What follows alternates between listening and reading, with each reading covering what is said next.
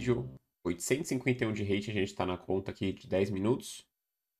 E antes de eu começar, lembrar você, né? Se você curte esse conteúdo, deixa aquele joinha esperto aqui, aquele like, que ajuda bastante sempre.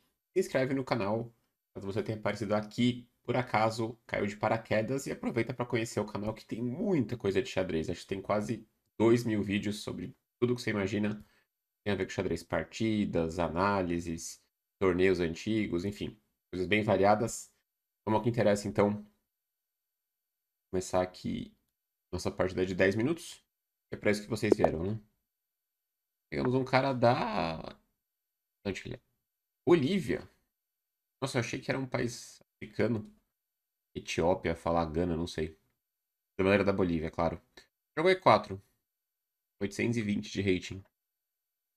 Pior que eu não lembro o que pediram. Eu vou até checar o que pediram no próximo vídeo. Mas eu tô jogando sempre de pretas, né? Me pediram algumas aberturas de brancas, né? Vou jogar uma Caro-Kann. Sempre é bem popular a Caro-Kann. Jogou D4, rápido. Vou jogar D5. Tentando aqui, criando esse centro forte, né? Por isso que eu jogo C6, né? Pra poder retomar de peão. Então é natural, né? Se ele tomou, eu vou tomar de peão, claro. Por isso que eu joguei C6. Eu posso tomar de dama, não é o fim do mundo. Mas é um erro. Eu vou expor a dama sem nenhuma necessidade. Eu perco o controle do centro. O peão vai muito bem aqui pra D5. Esse lance que ele fez é bem normal. Mas ele muitas vezes ele não é muito ele não é jogado da maneira certa, né? Ele é um lance bom. E o branco tem duas opções boas, que é o ataque P9 Botvinnik, que joga com C4, uma linha bem antiga, para jogar com bastante iniciativa aqui. Ou ele pode jogar Bispo D3, que é um lance muito bom também, e jogar com C3 mesmo. São outras posições na variante das trocas da Caro-Kann. Mas muita gente troca o peão em D5 por trocar, né? Já falei isso muitas vezes na série, para quem acompanha sempre, talvez já esteja cansado de ouvir isso. Eu sempre recomendo tanto contra a francesa, né, que é E6D5, ou a Caro-Kann, as brancas jogarem cavalo para C3 aqui, para poder retomar de cavalo e não facilita tanto para mim. Eu trago o peão para o centro, ele jogou um lance muito estranho, ele inutiliza o peão de C. O peão C poderia vir tanto para C4, como eu falei já, ou para C3. É um lance bem estranho. Para que eu não tenha um peão em C, então meu cavalo vem legal para C6 e esse peão não vai ajudar, não vai participar. E esse peão em D4 pode ser um alvo também, né? Claro que ele pode defender de muitas maneiras, mas seria legal ter o reforço com C3 aqui. Outro defeito do peão toma é que quando eu tomo, eu abro essa casa pro meu cavalo também. Foi o que eu fiz, né? Cavalo C6. Cavalo F3. Eu posso jogar cavalo F6 também. Para fazer um lance aqui bem típico da Caro-Kann. Fala-se muito da diferença da Caro-Kann para a francesa, né? Que são defesas mais ou menos similares até. Mas fala-se muito que uma das vantagens da Caro-Kann é ter o bispo aberto, né? E muitas vezes é exagerado esse tema em volta do bispo da francesa, que ele é muito ruim, não sei o que, depende de muitas coisas. Mas aqui é um exemplo bom que eu posso aproveitar e tirar o bispo, né? Eu posso deixar o bispo para dentro também. Mas aqui tem uma cara muito boa você desenvolver aqui. Eu já cravo o cavalo. E eu tenho uma pressãozinha já mais ou menos chata aqui em D4. Por enquanto o peão não tá caindo. Eu posso até considerar, às vezes, capturar esse cavalo. Jogou bispo B5. Travou meu cavalo também, um lance bom. Eu posso jogar torre C8 para defender com a peça, mas eu vou jogar E6 mesmo. Eu quero completar o desenvolvimento aqui. Pode ser cavalo F6 também, na verdade. Eu vou jogar E6 primeiro. Tá no mesmo, eu acho.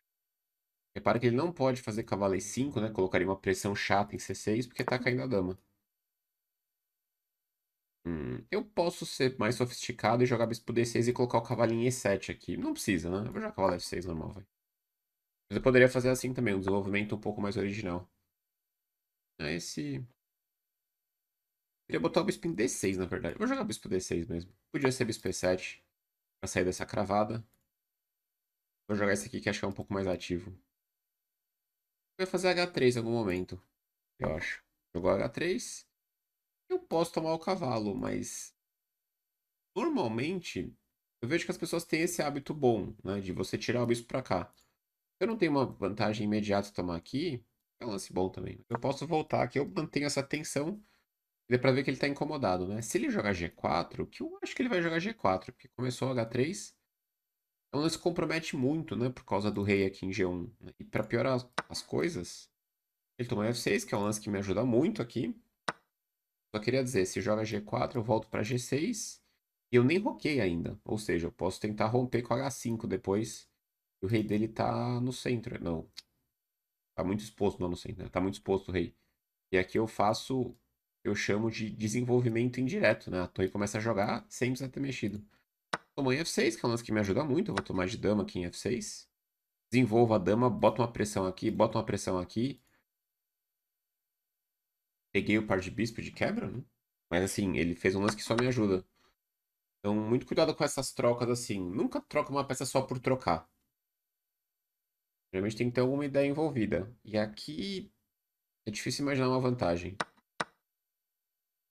Um motivo, né, pra ele fazer isso. Agora a posição tá bem legal. A Karokan é muito harmônica pra jogar, muito legal de jogar. Jogou dama E2. Eu até posso já quebrar a estrutura com o bispo F3. Mas aí troca, troca. Eu posso ganhar o peão já, mas eu não vou fazer isso. É, eu podia tomar, tomar e tomar de dama. Já me dá uma vantagem boa, né, tomando esse peão. Ele vai jogar torre D1, ele vai ter um pouco de compensação, muito pouco, né? Esse eu acho que é o melhor. Eu vou fazer o melhor lance, tá? Mas o Rock eu acho que daria mais certo, porque eu acho que tem uma chance dele esquecer essa cravada aqui e eu capturar o peão de D4. Eu vou jogar o bispo por F3, velho. Rock estaria excelente também, mas esse lance eu acho que é melhor. É muito tentador trocar as damas aqui pra jogar o final. Mas eu vou ser fominha aqui e vou tomar o peão em D4. É um peão que tá ímpio, é um peão bem importante, o peão central, né? E olha o que eu falei lá atrás, o cavalo em C3 não ficou legal aqui. Se tivesse um peão em C3 sustentando, ele não teria essa dor de cabeça, né? Do peão de D4 caindo. Estamos com 41 vitórias no momento, vocês podem ver o placar aqui embaixo. Poderia ter mais informações aqui embaixo, né? Mas o que que eu colocaria de informações? Não sei. Eu uso pra mostrar a precisão depois, né? Isso é legal ter alguma informação aí embaixo. Jogou torre deu, ele tá jogando bem. Ele esqueceu do peão, pendurou o peão, tá jogando bem. E agora temos o lance covarde aqui do vovô, que é dama F4. É o lance que eu vou fazer, eu acho, pra ir pro final. Bem instrutivo sempre lembrar disso, né? Você quer trocar as peças quando você ganha material, mesmo que é só um peãozinho. E acho que é um lance bom, né? Ameaço mate, claro. Ameaço trocar as damas também. Se ele for só no conceito e falar, putz, eu não quero trocar as damas porque eu perdi um peão, ele vai levar mate. Então, lembra, conceito sozinho sem a tática não serve quase de nada. Tá sempre tá calculando. Ele tem que trocar as damas. Ou pro final, com o peão a mais. Uma estrutura bem firme aqui. Com as damas, ele tá jogando bem direitinho aqui. Ameaçou um golpe aqui. Ameaçou o cavalo por D5, aproveitando a cravada. E agora os dois lances são possíveis. Eu sempre falo pra vocês que é legal deixar o rei no centro no final, mas aqui você tem um perigo real. Você tem cavalo por D5 cheque, então eu preciso realmente esconder o rei. Eu acho que o rei fica melhor aqui, porque usa esse mesmo conceito. O rei tá mais próximo do centro. Aqui o rei vai ficar um pouquinho longe, né? Aqui parece excelente, aqui Roque Grande. Tá tudo muito defendido. E percebe uma coisa, que minha estrutura de peões limita muito bem as peças dele. Cara, limita as duas torres, mas não é nem esse o caso, né? Geralmente a gente tem que ver a relação dos peões limitando as peças menores. Então o cavalo de C3, para onde ele vai pular? Não tem pulo para fazer o cavalo.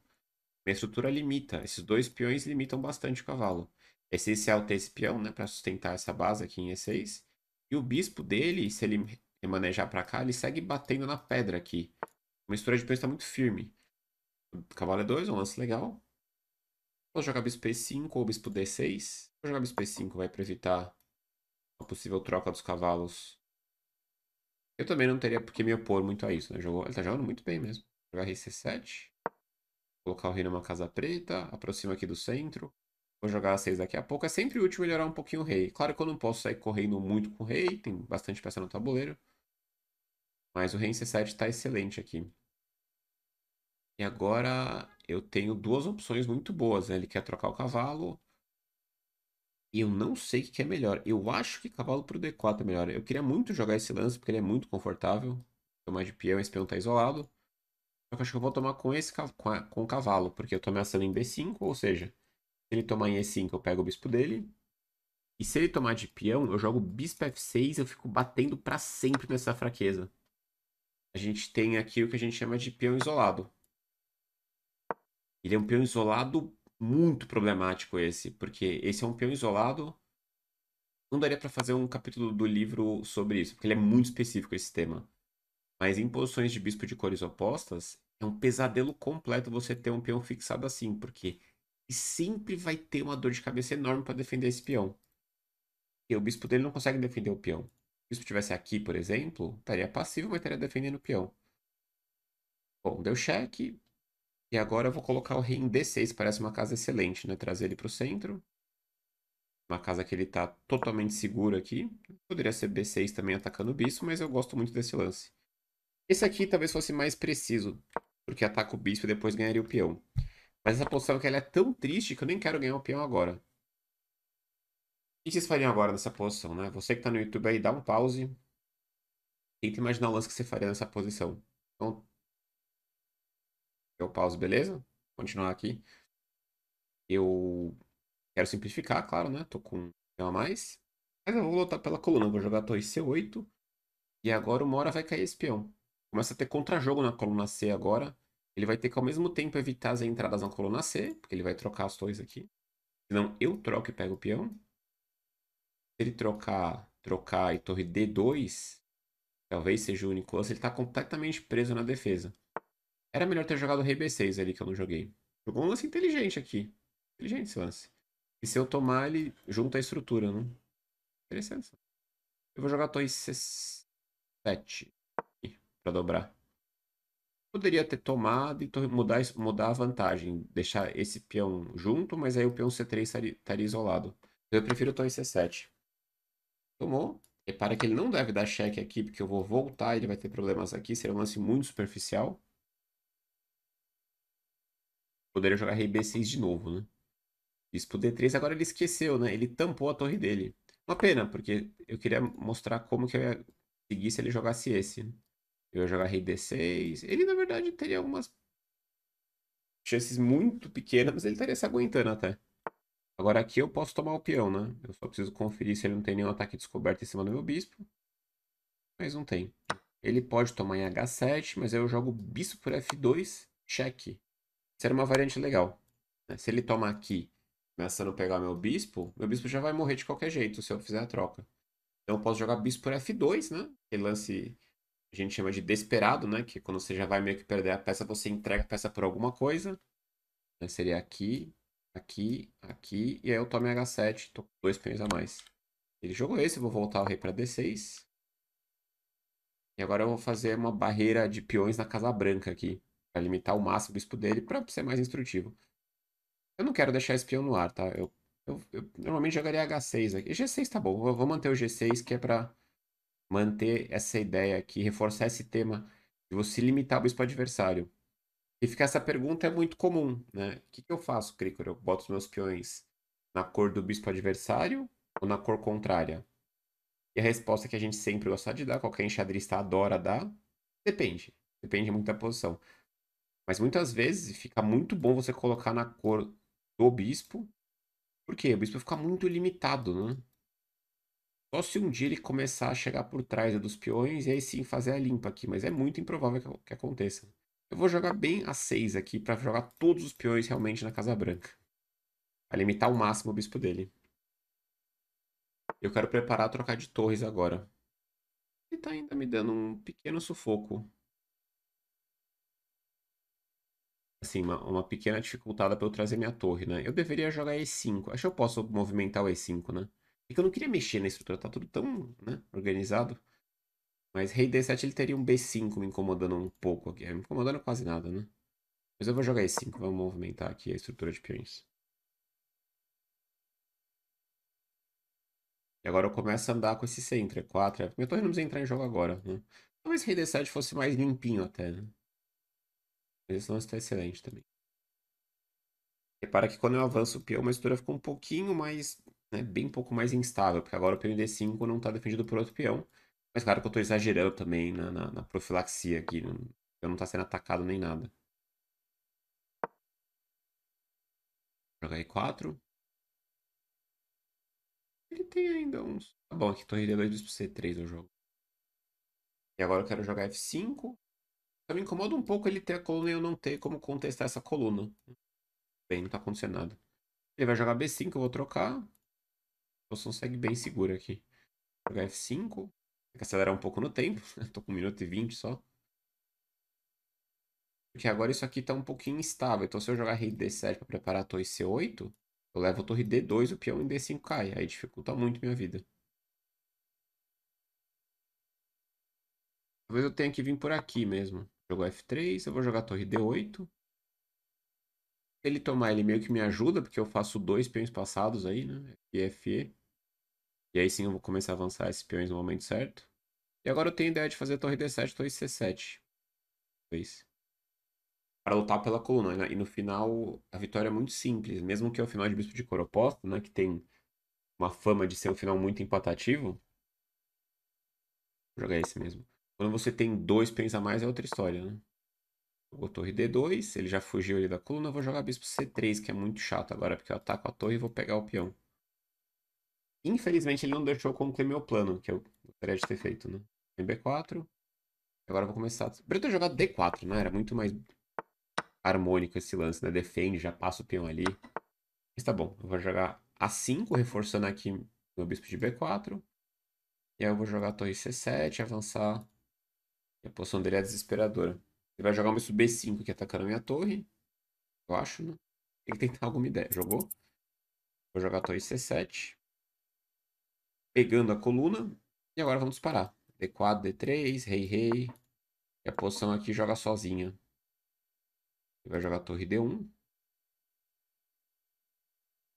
E eu vou jogar D3. Se ele sacrificar a peça, não tem problema, né? Tipo, torre D1, D3. Jogou torre D1, vou jogar D3. Se ele sacrificar aqui, eu tomo. E perco meus peões, só que eu vou ganhar aqui o final de outras maneiras. Acho que cheque, tá bom? Se subir aqui é mate. D5 é mate em 1. Mate em 1. D5. Beleza, partidinha legal. Vamos pra análise. Ele jogou legal. Adversário boliviano. Vamos ver a precisão da partida primeiro.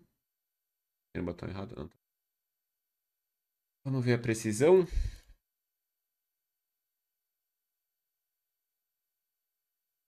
Fiquei meio chateado, achei que era maior minha precisão. Achei que ia ser maior minha precisão. Só ver. Não tá aparecendo. Cortado, que estranho. Bom que seja.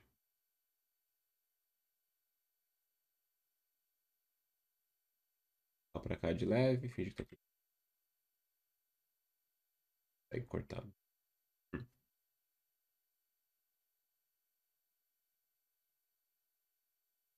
Veja, tá 10 em design, né? Tá me incomodando que ele tá embaixo do negócio, né? Enfim, 88,9, eles 36,4. É um pouco triste, achei que ia ser um pouco melhor a precisão. Tudo bem. Vamos dar uma olhada na partida então. Acho que deu ali. Ele tá jogando outra já, né? Apertei o nome dele sem querer. Tá, vamos lá. Então, Karokan, D5. Não façam isso, tá? Não façam essa troca em D5. É um lance normal, mas é um pouco mais difícil de jogar. O cavalo C3. Na verdade, o principal é que você facilita um pouco pro preto. Legal você desenvolver o cavalo para C3 aqui. Então, tomou. Esse lance não é legal também, caso ele vai fazer a troca.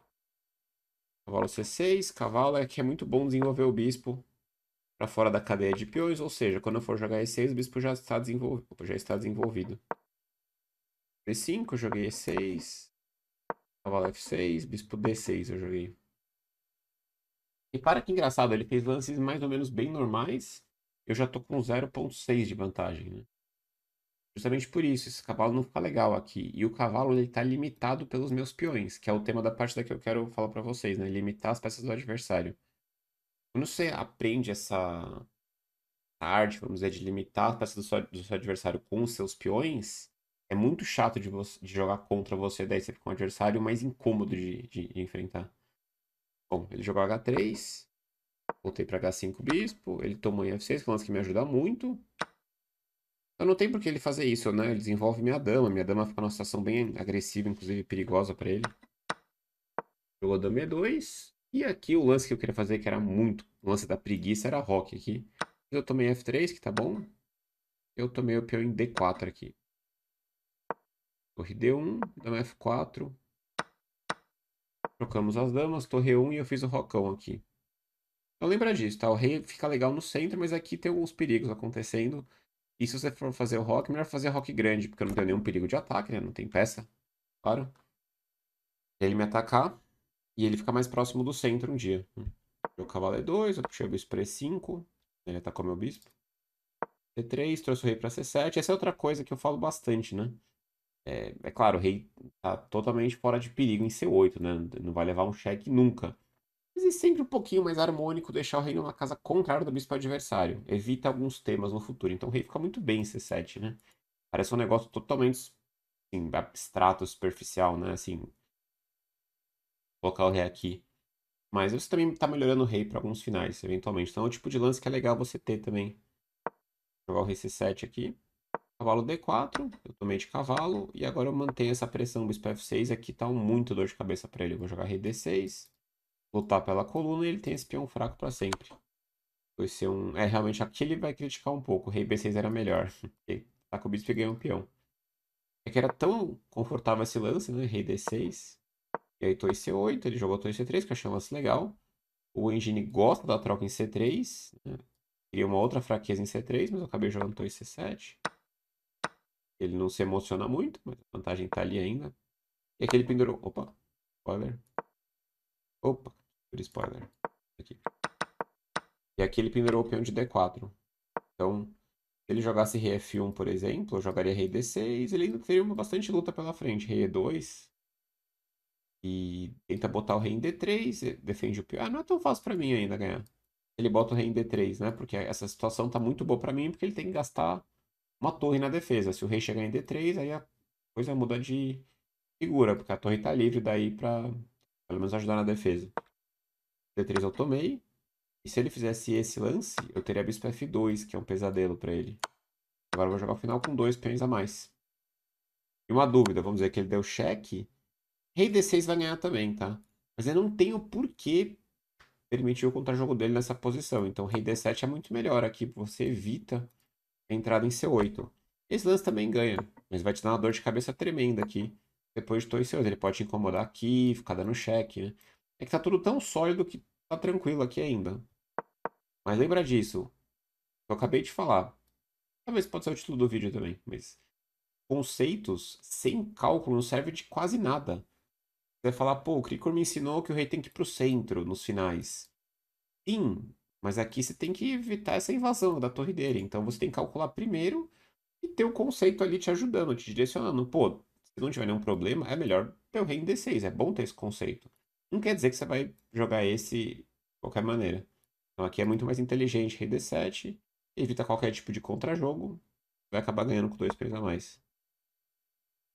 Bom, mas ele deu cheque, eu subi com o rei, 2C2, G6, A4, joguei A6, e aí comecei a empurrar meus peões. E5, E4, F5, torre D8, ele jogou F4, e eu joguei torre D7 com a ideia de trocar as torres aqui mesmo.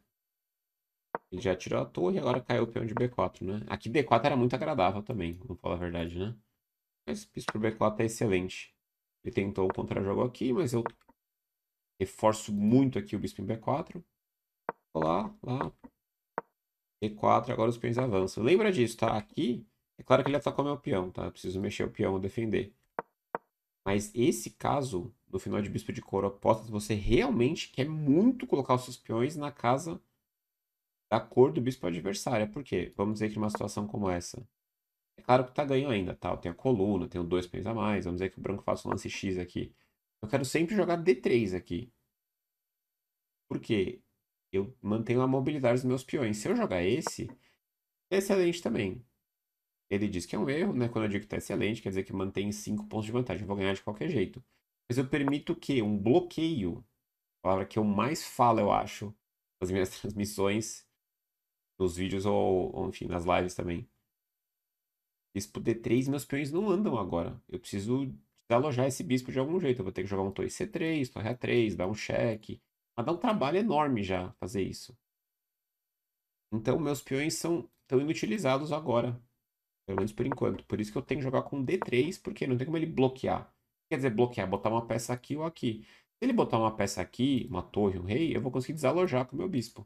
Então os peões ganham o quê? Mobilidade quando eu faço isso. Agora ele jogou torre D1. É, claro, fui meio obrigado a jogar D3. E F2, e aí invadi com a torre. E aqui é um exemplo bom, né? Tentando bloquear em E3, só que eu consigo desbloquear da melhor maneira, dando um checkmate, um lance aqui. Legal a partida, gostei. Nosso amigo boliviano. Então é isso. Deixa aquele joinha se você curtiu essa análise, curtiu o vídeo. Se inscreve no canal caso você não seja inscrito ainda. Oi? Não seja inscrito ainda. Nossa, que dislexia pegou, né? E até a próxima. Vamos seguir tentando chegar perto dos 900 de hate. Valeu, pessoal.